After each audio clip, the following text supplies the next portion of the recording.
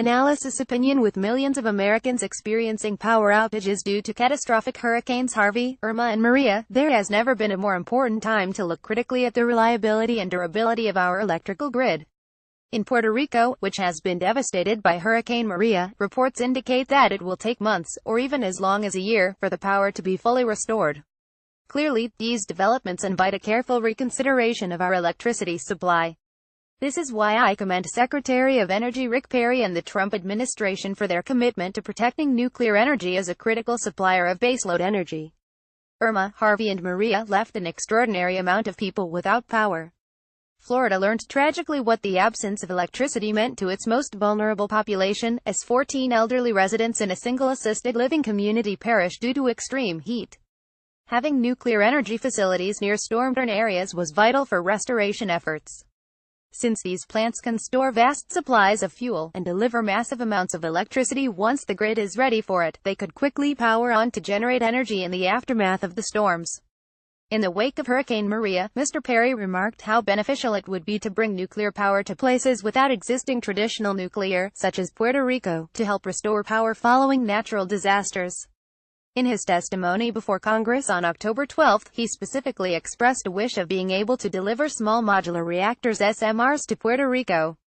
He highlighted the work that our national laboratories are undertaking to bring SMRs to fruition, and how hopefully someday in the future, we'll be able to fly SMRs to disaster areas to aid recovery efforts.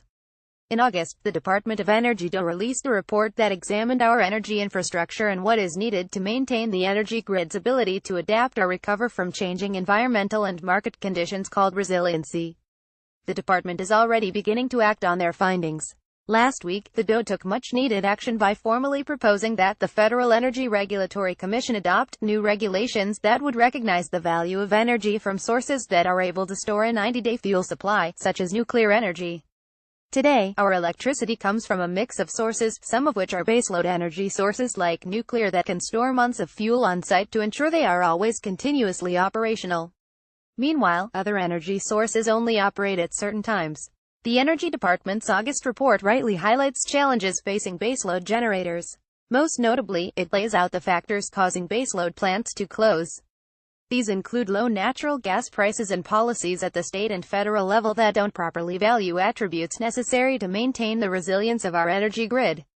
Since 2013, 6 nuclear reactors at U.S. plants have closed prematurely and 8 more reactors are slated to shutter by 2025, even though most of them are licensed to operate for another 15 years.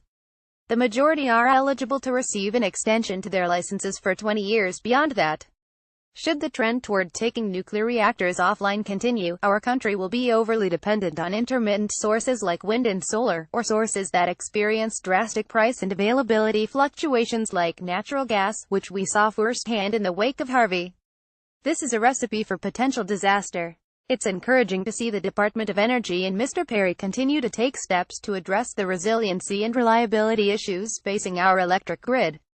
If the Federal Energy Regulatory Commission adopts the proposed rule, it will save jobs, reduce emissions, maintain grid reliability, and ensure we're better positioned to deal with natural disasters in the future. Jed Gregg, a former Republican member of the U.S. Senate from New Hampshire, is a member of the Advocacy Council of Nuclear Matters.